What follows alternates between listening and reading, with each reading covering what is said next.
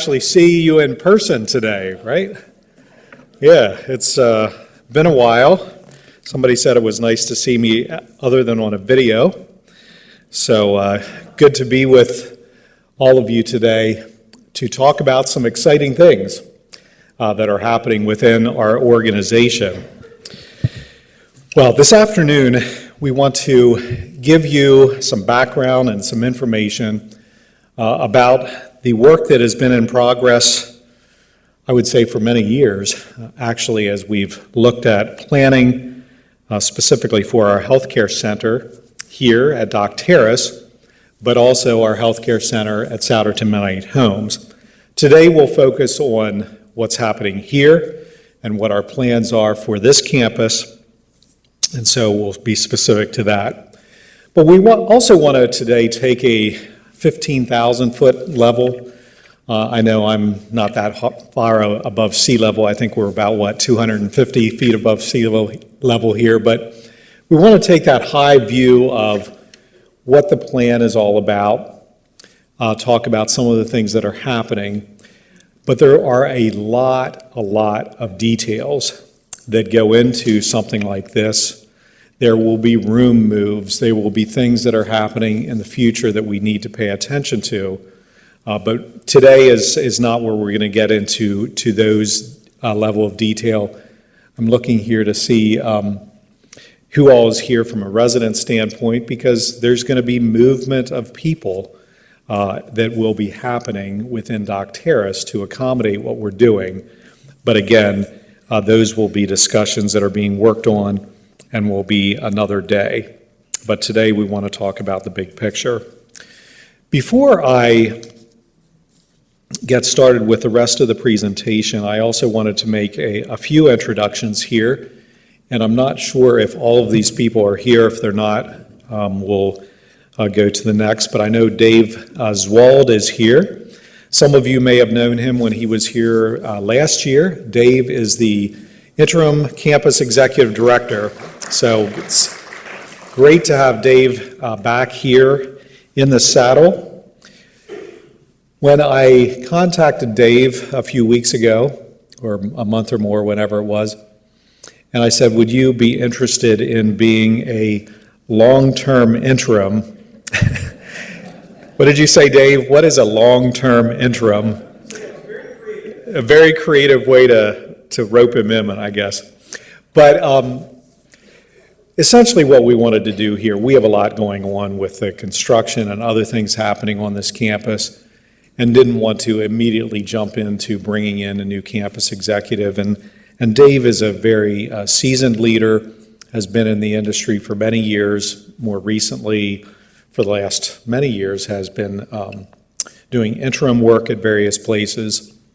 So good to have Dave back in the saddle here. Next to Dave is Naomi Hawkins. You may or may not know her, but she is a person who is a very integral part of the leadership.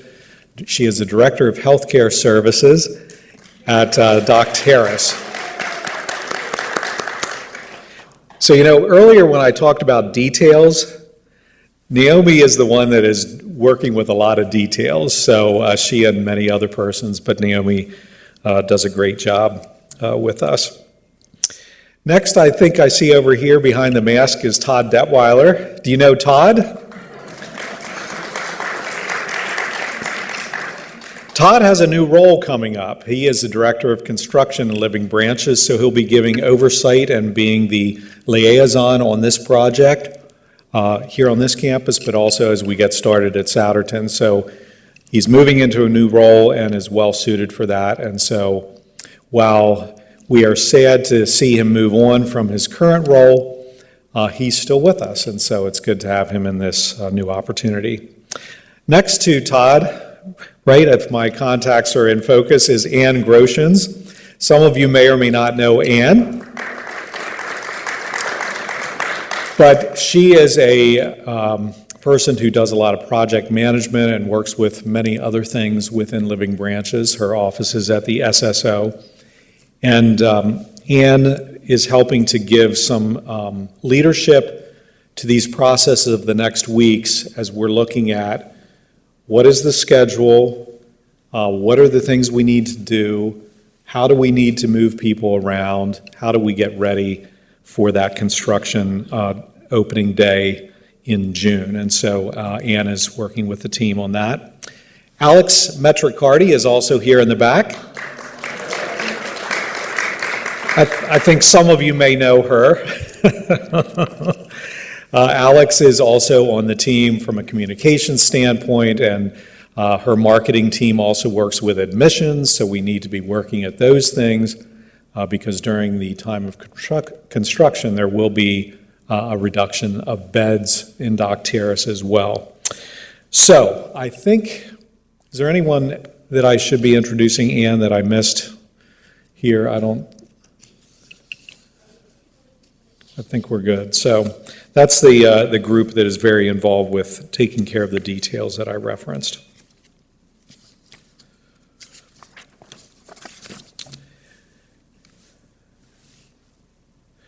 Well, a bit of background. I don't know, I've been around long enough to remember the building when it looked like that. I can't say I remember all those cars that are in the parking lot. There's probably an AMC Pacer or two. There's definitely a Plymouth Horizon, if you remember those little cars. So it was kind of fun looking at this old picture that Carolyn had found. But Dock Terrace opened, our healthcare center opened in 1982. And we opened at that time with 60 healthcare or 60 skilled nursing beds. In 1985 and 1987, by the rules of the Department of Health, we could add every 2 years 10% of your bed count or 10 beds. And so we had 60, so 10% of 60 is 6. So in 1985, we added 6, and in 1987, we added another 6, and that's where we have been since then. We have 6 total private rooms. Now, believe it or not, that is 5 more than our Souderton campus, where we have 1 private room in the entire facility. And so that is certainly one of the big reasons for this project. Well, we have been dreaming for many years of creating, as I said, more private rooms and working at this. But as you can imagine, one of the most significant challenges or opportunities, challenges, problem, whatever you want to call it, is that we are recreating spaces, but we still have 72 beds at the end. In fact, at one point, we were considering reducing our bed count. We may do that at some point in the future, but we weren't able to do that financially at this point in time. But you can see that there's no new income, but there's new construction and new costs involved. So we had to wait until a time when it was financially feasible. Certainly the pandemic of the last 2 years slowed the planning substantially. And Eventus Strategic Partners, which is an organization that we've been working with to help us with the development and working with financing and working with our architects, etc. They were very helpful in helping us keep this moving because there's a tremendous amount of work to be done, and we needed to keep it moving, but the pandemic definitely slowed things down. Also reflecting on the financial piece of it and the financial feasibility, over the years we've been able to have some positive net income and be able to get to a point that we feel more comfortable as an organization to be able to take this on. And so we feel like we're at that point. I know someone, as I came in, commented or joked about my comment in the video related to rate increases and maintenance fee increases this year. I just want to be clear, too, that our capital costs and our capital fees and construction, those are kind of handled differently than our operating costs. And so we think about inflation that you've all been reading about, and you see it when you go to the grocery store or go to get gas or whatever those things may be. We're seeing those things as well. And so for us who are not in a retirement community, we tend to see tax increases, in April and August, or increases in water and sewer each month when they come in. Whereas you who live here, not all of your cost increases, but the majority would be seen as we evaluate our budgets on an annual basis. But while there is obviously cost to the new construction, those are not as directly related to our operational costs when we set the maintenance fees each year, and as we look at our annual operating costs for food and for utilities and all those things. So I just wanted to clarify some of the distinctions between that as well. Well, through all of that and through the pandemic and all the things that we've been working on, we are now ready to begin, and we plan to begin here on this campus in June of this year. And we anticipate the duration of the project is right around 2 years, a bit less than 2 years. Well, one of the partners I referenced earlier, in addition to Aventus, was RLPS. They are a Lancaster-based, nationally prominent firm specializing in senior living, care, and design. And they were worked with us on the design changes and improvements on this building in what we had started in 2016. And they were also chosen by us in 2018 to be the firm that would work with us on master planning. And this piece of our expansion and changes is part of our master planning that began in 2018. The next partner we're going to be looking at is Benchmark Construction. They are also a Lancaster-based construction firm.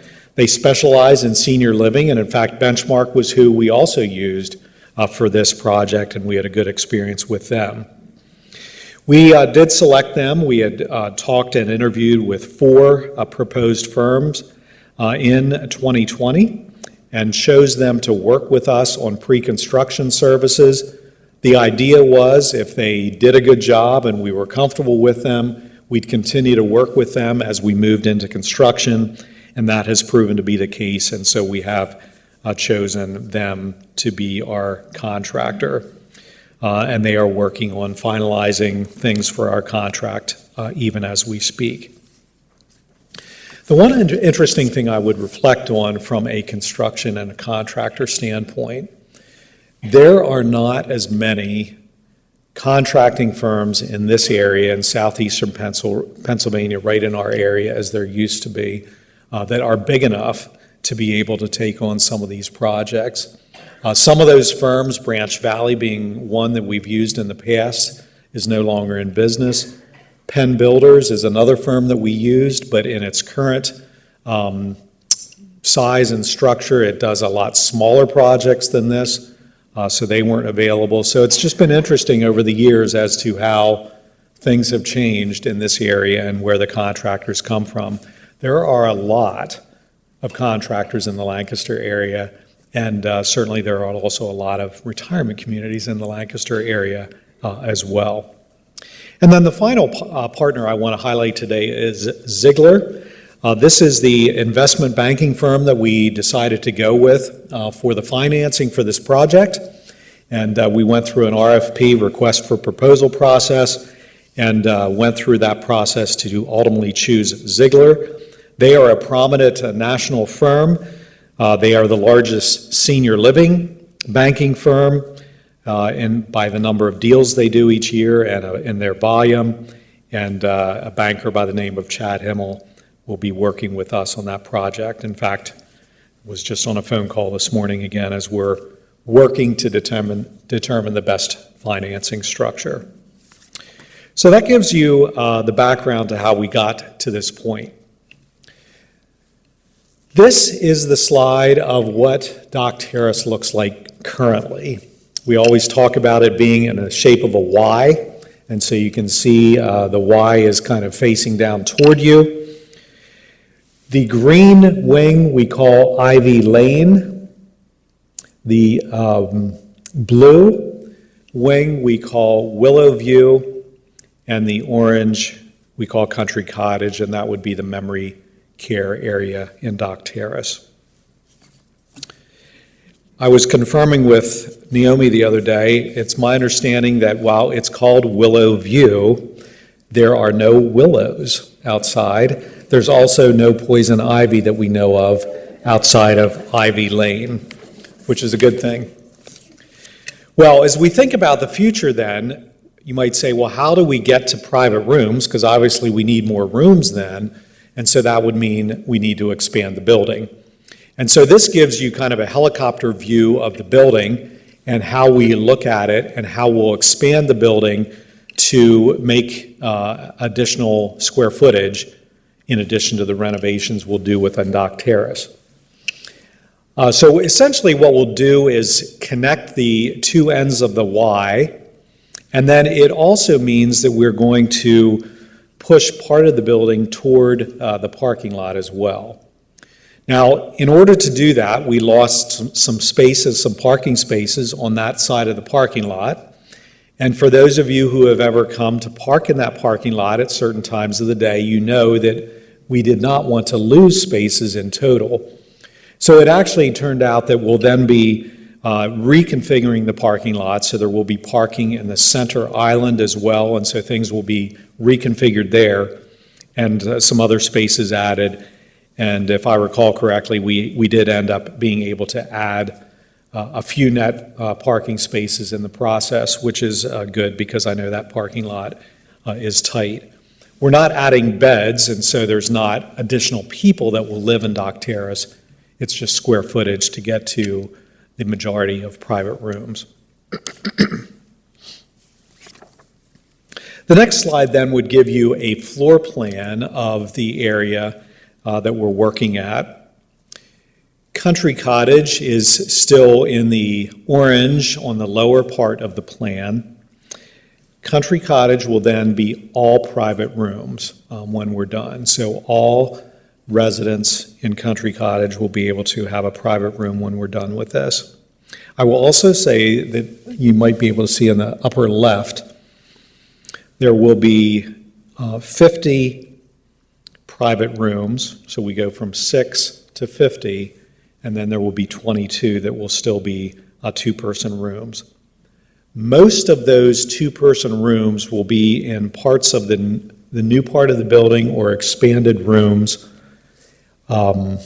See if I can point out on this, if you can see my little green pointer here, that's actually a bump out in the building for semi-private rooms, two-person rooms. And then over here in the blue, there's some new rooms that will be two-person rooms. So not all, but most of them, here's the blue, new rooms, and in the green, new rooms for two persons. So there are a few that will be as existing, but the majority of the two-person rooms or semi-private rooms will be a bit larger than they are currently. But the vast, vast majority will be private rooms. You can also see there's essentially neighborhoods within the building then, and that was intentional. So there will have an Ivy Lane neighborhood, a Willow View neighborhood, and then a Country Cottage neighborhood. So I'll come over here again, Ivy Lane neighborhood up in the green, Willow View, and Country Cottage. And each of those neighborhoods will have their own kind of living space, living room space, their own dining space, et cetera, to create that smaller neighborhood within the building. The next slide then is a rendering of what is kind of the end looking in from Dock Drive toward the building. So you can see on the left-hand side, that would be the two-story in the background of Dock Manor. And then Country Cottage would be the front. This would be the part toward the parking lot. So this would be the expanded building to give you a bit of an idea of what it'll look like from that angle. The next slide is more looking from the administrative office where the receptionist is, looking out the parking lot and across to that area. And I'll point out on both screens again, what we wanted to do in the neighborhoods, you can see an entrance there if you can see my pointer on this screen on the left, And then also there behind the tree is another entrance. Coming over here, right behind the tree, there's an entrance that goes into Country Cottage, and one here that goes into Ivy Lane. We don't have a direct entrance from the outside into Willowview, but the idea is so that people can kind of enter the home of the residents.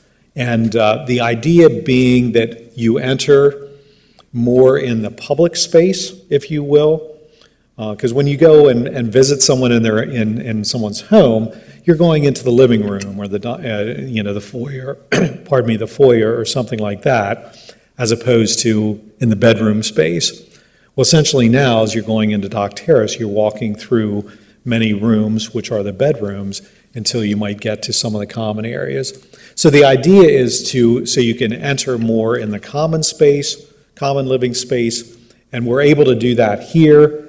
The other end of the building where Willowview comes in, if someone came in from that end, they would enter into more of the common space, but if they would come in one of these entrances, they would still walk through the building more like we do now. So that's kind of the idea behind some of this. It's, I would say, the trend in the industry is to create those kind of entrances and spaces into a building.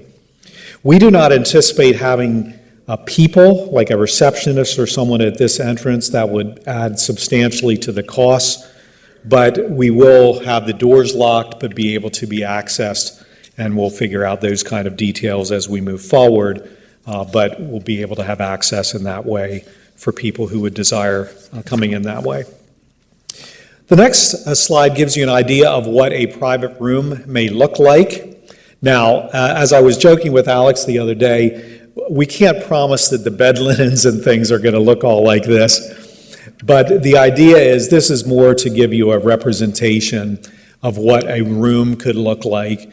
So it would be space for one person.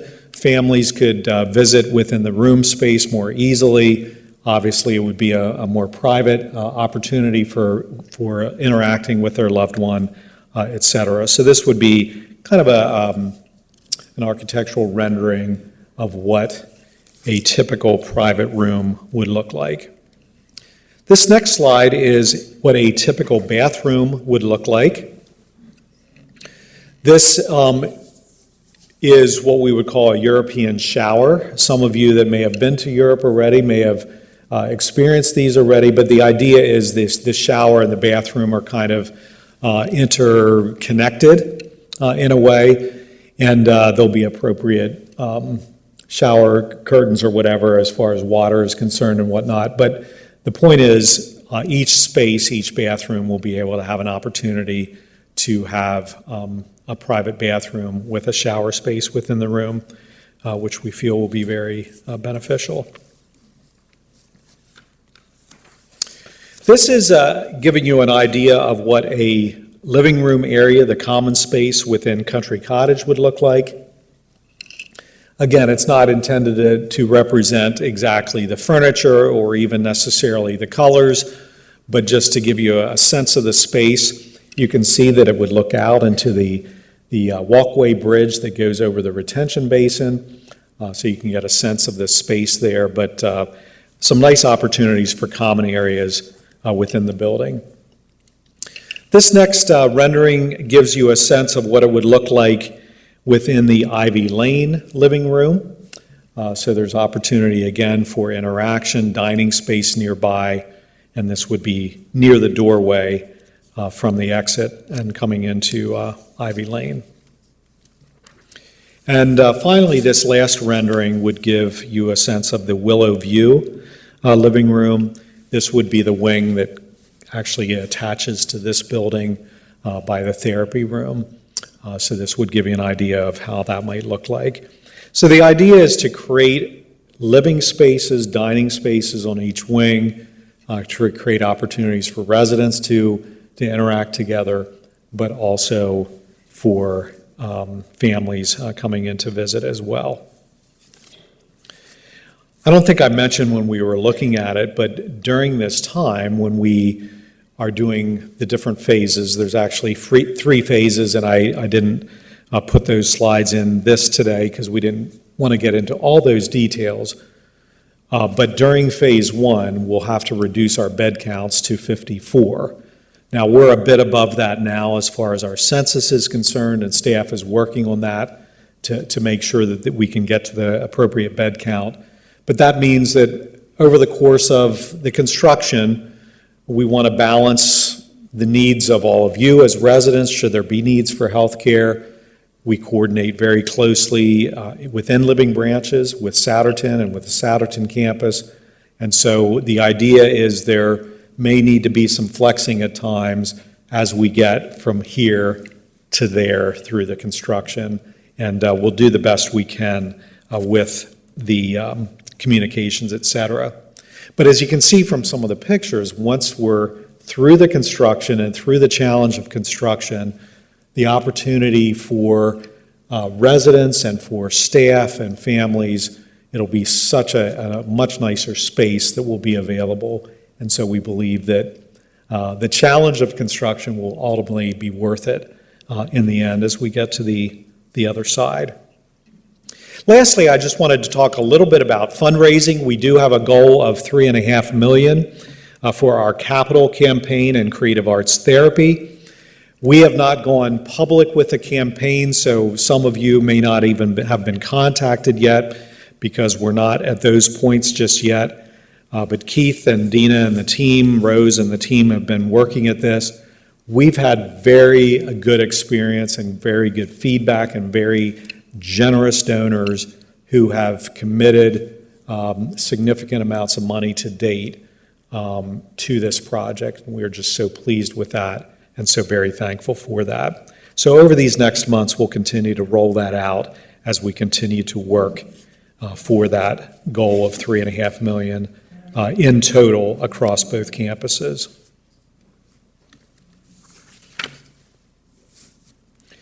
All right, I think that's the last slide. Well, thank you for this opportunity today to talk a bit about what's happening. We're excited about this project. As I joke with staff, it's going to be a lot of work. I'm not going to pull any punches and say that it's all going to be fun and games. It's going to be challenging, but it will be something different to experience. It'll be exciting as we go through this.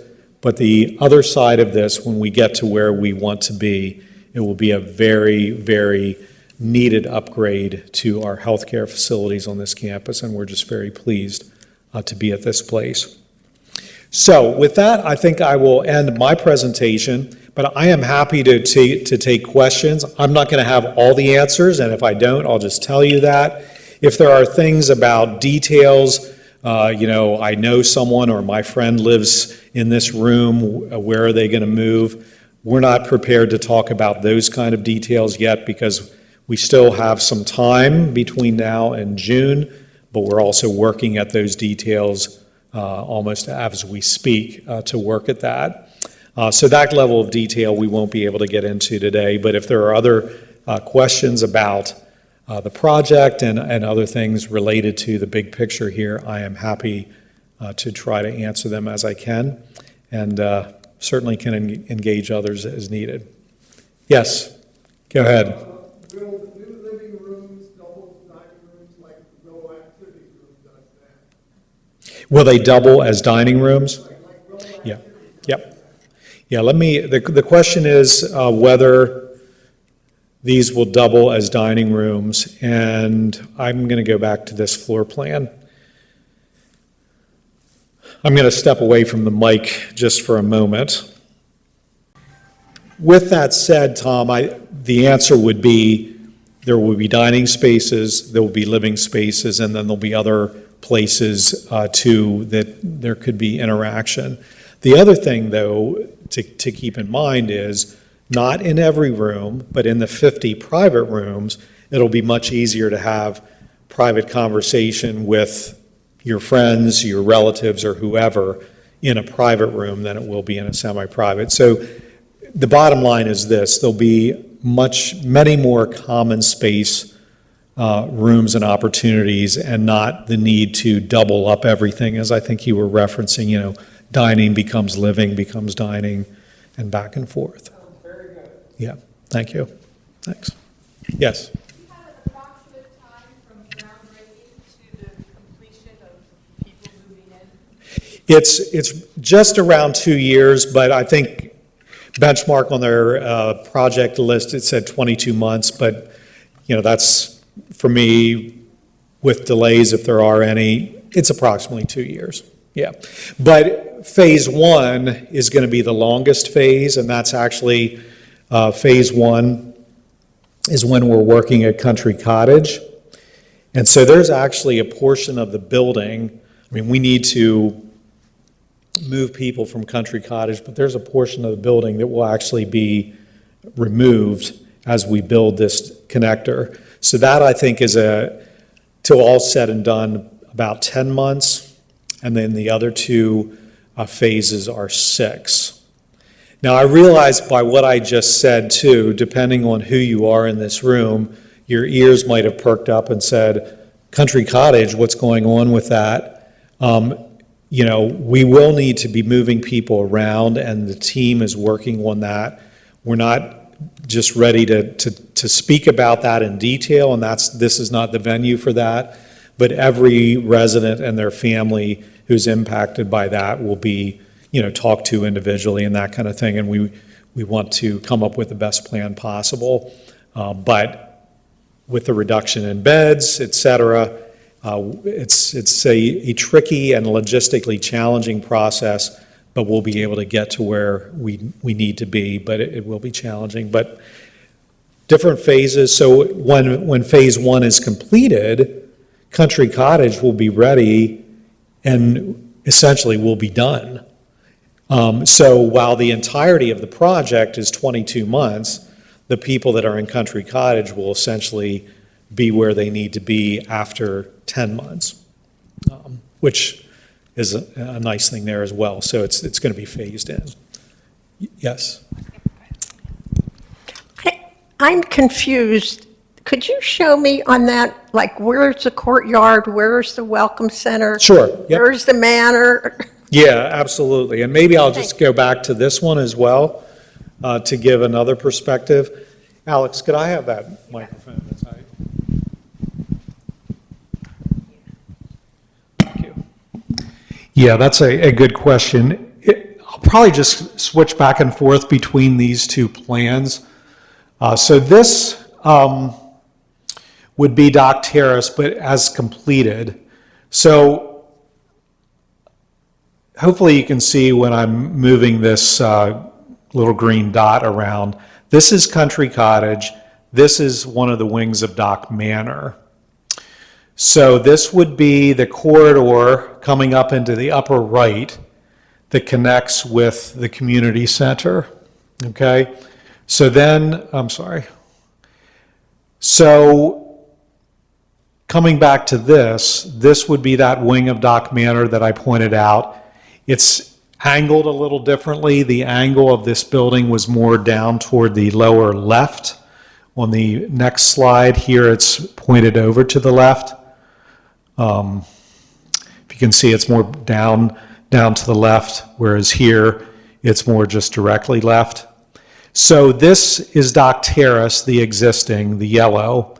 If you walk down here, this corridor, this would come into the administrative offices, and then this would be the entrance you would use now to come in, and this is where the receptionist is. This is the parking lot. So this, you'd come in and go into Dock Terrace right over here. Can you see the pointer? Maybe some of you can, maybe not everyone, but hopefully that can be helpful. So this is where you'd enter. I referenced new entrances. Here's one for Country Cottage. Here's one for Ivy Lane that would actually come off this parking lot then. So they would be new entrances. If I go back, to this plan, this then would be the same wing of Dock Terrace, Ivy Lane, that if you walk up here, you go over upper right into the community center. Here is the parking lot on the right-hand side of this plan. Here is the entrance that I talked about, the new entrance into Country Cottage, and here is the entrance into Ivy Lane. So that and then this is Dock Manor. This hallway through Willowview goes to the therapy room, and here it exits into Harmony House over here, and Oakwood Court is somewhere up in here where the bed count and bed type is. Does that help explain it a little bit? Courtyard? Yes. If you're talking about the courtyard that is between Oakwood Court Dining Room, and Dock Terrace, that courtyard is right in here. So for orientation, if you can see my little green dot up on the wall, that is where Christopher's Restaurant is. You come over here, it's Oakwood Court Dining Room, and over here is Oakwood Court. So this would be the courtyard that's surrounded by building. This is new building where I'm circling here, and it's just open space right now. And the area that has the waterfall feature would be right in this area currently. Where's the current bridge? The current bridge, good question. The current bridge is right down essentially here on the wall. And this is another way. This is the end of Country Cottage. This is the parking lot. Over on the right-hand side behind this tree would be where you go into the main entrance. And then this is the walking bridge, Dock Manor. The one wing is here on the left. And then this would be the expansion of Country Cottage that would come out toward the parking lot. This is another plan looking from the administrative office area and the new entrance into Ivy Lane from the outside, new entrance into Country Cottage, and this would be the existing parking lot. This building currently does not come out here. This appendage right here that I'm circling right now would be a new appendage that comes out toward the parking lot. And I'm sorry, with it, when I was pointing on this picture, you wouldn't have been able to see that maybe as well over here. But this would be looking where I'm essentially standing on this plan right here in this room, looking at this. I would be looking from what is now the administrative office's reception area, looking into the parking lot. Currently, this parking lot has parking all the way down to the end. And then this building now ends back here, and we're pushing it out toward the parking lot as part of the plan to make more square footage. This would be another view looking in from Dock Drive. The bridge that was asked about going over to Dock Manor, the two-story, and then this is a Country Cottage, the expansion looking at it from the other direction. This is the parking lot then, and right behind the tree here would be the administrative offices. Okay, I know we have the different plans. We don't have an overall campus plan, which maybe I'll even add that for next week's presentation, so you can see the entirety of the campus and where this fits. But hopefully that gives you a bit of a sense.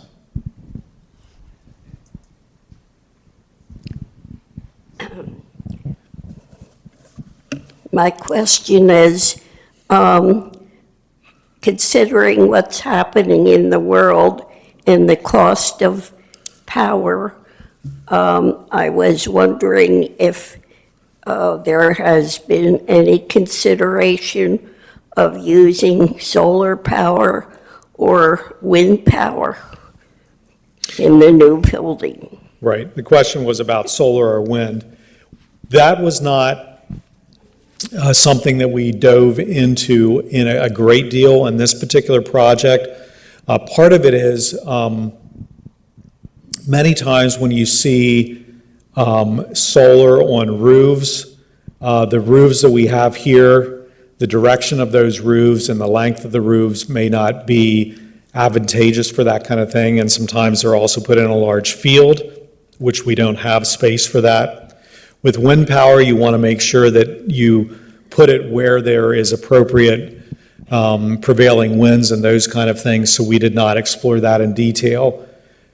On the other hand, when we looked at the heating and cooling units, we wanted to get the SEER weight ratings, SEER, as high as possible. So we didn't run the entire electrical output of the building, but the point is, many times today, with new efficiencies to your units, you can have a bit larger building with more units, but actually have less impact on your power usage because of the efficiency. So we were focusing in this particular building more on creating efficiency through the HVAC, heating, ventilating, air conditioning units that we were using. That could be a part of the long-term plan for the campus to say, are there appropriate places we could put solar panels?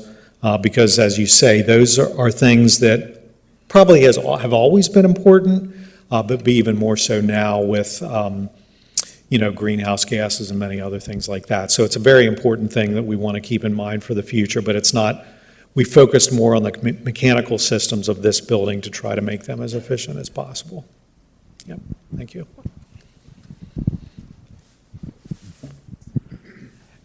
Would you also elaborate a little bit on how the air exchanges will happen and since that's quite a important thing in our pandemic times, it also is for ordinarily passing along other respiratory illnesses. Right. Well, one of the big things with that is by having more private rooms, you won't have the interaction. And so each room will have their own unit as part of the HVAC system. Todd, I'll put you on the spot since Todd is the expert at this, but certainly looking at the common area systems, the ones that are per unit would be more obvious that they're just for that unit itself. But partly part of your question was also around the common space unit and making sure there's appropriate makeup air and that kind of thing. And there are rules and regulations behind that too, as what you need to do. But Todd, I'll see if you can answer some of that. We, as Ed mentioned, there's definitely a focus on the HVAC for the different rooms. And we've gotten away from the package terminal air conditioning units, which are the through-the-wall air conditioner and heat pump units, into a more vertical flow air handler unit.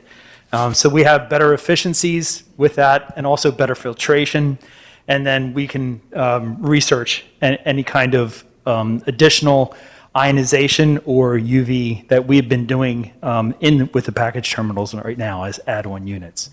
But with the larger common areas that we're going to be managing, we're definitely going to have increased filtration because we have energy recovery units for them. It's a little bit more on thermal dynamics and the HVAC systems. And Ed mentioned he put me on the spot here. I wasn't.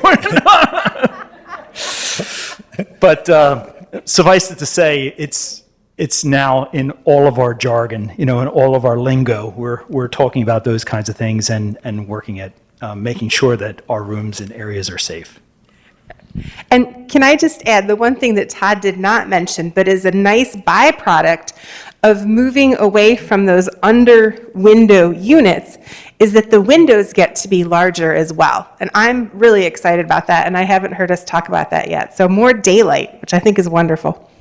Yeah, I thought Alex was going to expand on how HVAC systems work and Well, how my reverse son.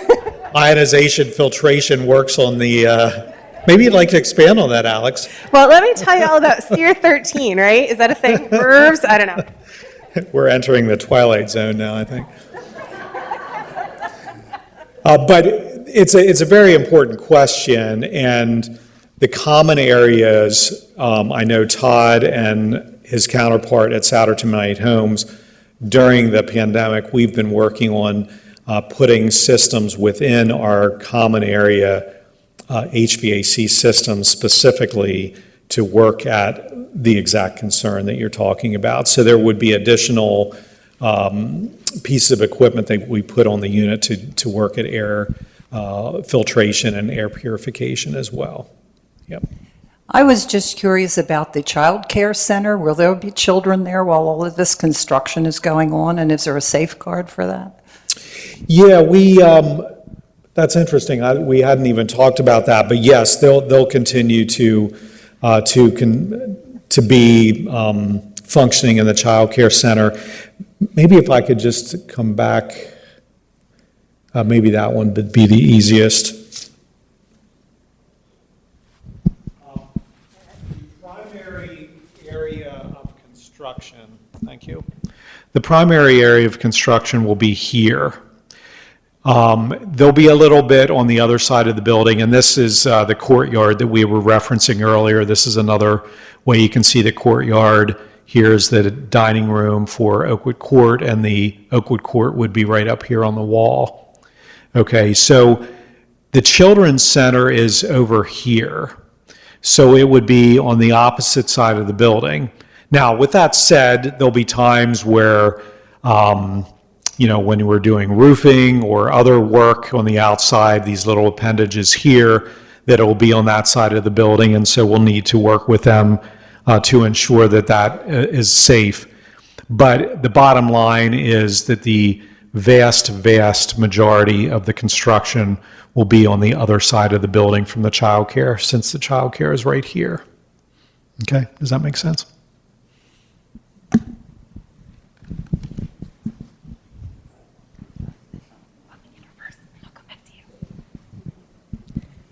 Will the plans for everything be on display for the general population to see? Yes. Yeah, this was kind of one of the first public things we're doing. I think you were saying, Alex, that our website, did that go live today? The website will go live today. If you are on the Living Branches website and on that main page, if you look up on the top header, there's now a banner up there that says construction updates. If you click on that right now, it says coming soon. But as soon as Andy makes this tape, we'll have this presentation up there, and that's where you'll be able to check in for all information. But we'll have video updates. Maybe Alex and I will even talk about something other than COVID. That would be exciting. We need to bring Tool Time with Todd back. Tool Time with Todd. We'll have, things on the website, memos, boards, in the hallways or whatever. We really want to help you and residents of Dock Terrace, family members from Dock Terrace really get a sense. As I said to the staff team yesterday, there's very little that I would think of that's in the category of confidential, that, the old adage, if I tell you that, I'll have to kill you.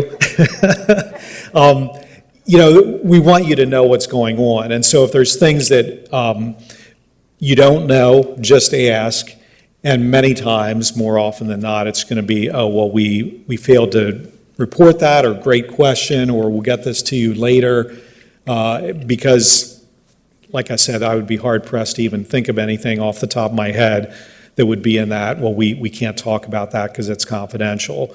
Most of it's going to be that we're not going to tell all the details because it would get way too complicated, but we really do want to keep you informed, you and families and residents of Dock Terrace particularly too, and staff. Are we going to have the pictures in the booklet or some kind of form that people can look at and see better than what we're saying up here? You mean pictures of what we showed today, or? Yeah, it's a little bit hard to see. Yeah, and this, Alex had indicated too that this presentation today is being recorded, so it'll be available, I guess we'll probably run it on Channel 2, but it would also be on the website, I guess. Yep. So there'll be other ways like that, or other opportunities within the building that you'll be able to see it. Yeah, because I recognize that some of this may be a little hard for some to see or make sense of. And yeah, branching out, we're going to be doing articles in there too, and we have done some of that already, but we want to continue Yeah. The other thing too is I'd mentioned, an overall site plan so you can kind of see where this fits on the site. We can certainly add those kinds of things. And if there would be things that you think of that you say, well, I'd like to know that, and if it feels like it's something that would be helpful to have in there, those are fairly easily added. Because like I said, we want to keep you informed.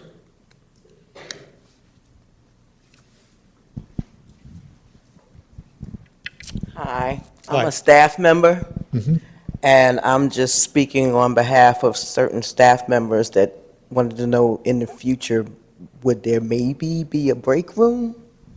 Hey, that's a great question. I was going to joke with you, say the answer is no, but I wouldn't have been so excited about that's a great question if you would. Okay, let's go to the floor plan. The answer is yes. Well, we do have areas that staff obviously can break in the bistro and those kind of things, but we also felt it was important as much as we could to create spaces within the unit as well. So down here in Country Cottage, maybe another way to think about this too, from a color coding standpoint, the green, I know it's hard to tell this is green because it's kind of light green, and then here's a darker green. Green, willow view, blue, darker blue, and dark green, all that signifies the two-person or semi-private rooms. Okay, so that's the difference in the color. But green is Ivy Lane, Willow View, and then Country Cottage. Then if you look at the purple areas, purple would be staff areas. So, for instance, let's maybe just focus in on Country Cottage. Country Cottage has, let's see, it's hard to see, but I know there's a staff bathroom here. This is the nurse's station, and then this is a staff break room with lockers and that kind of thing. So the four areas of purple here would be staff-related areas. Here is staff-related area 2. I don't think there's not a break room in that space. That's more of a nurse's station, med room, etc. Up here, there's a staff break room, and I think that's an office there. And then down here is a nurse's station, etc. Now, we had hoped to get a staff break room on each unit, but if I recall correctly, the configuration was just too tight here. So there would be a break room here that could be used by either Willowview or Country Cottage. There's nurse's station, nurse's station, nurse's station, break room. And then there's obviously common spaces at those other areas where staff could sit as well, although it's not as private. So, yeah, sure, you're welcome.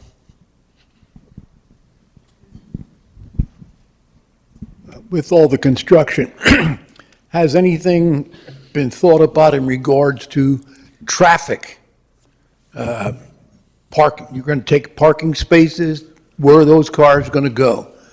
Traffic coming in and out of the 3, 4, 500s, will we always have to use the back door, or will we be able to come around the front?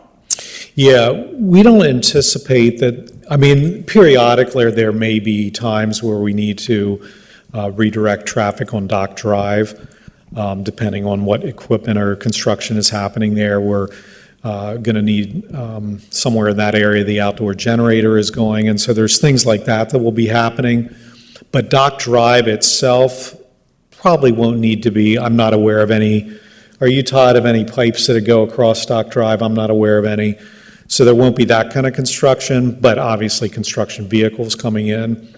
So that'll mean that Dock Drive, Woods Drive, and then coming off Community Drive, they'll still be accessible. The main part that will be impacted would be this parking lot here. And so there'll be construction vehicles there, et cetera. And I know the group that I had introduced at the beginning, working at, okay, how are we going to manage all this and what are the details? Parking is one of the things that I know Todd's working with the contractor on and trying to figure out, do we need to create temporary stoned parking somewhere or whatever, because that is a real issue. But probably the main area that's going to be impacted by construction traffic is going to be the parking lot primarily. But yes, we do need to make sure that we have adequate parking. Now, I know Dock Academy, part of our agreement with them is we can use parking over by that area, so there'll probably be times we need to shift around there, but we are trying to see if there might be a good spot to do it somewhere else close by here too. Mm-hmm. Yep.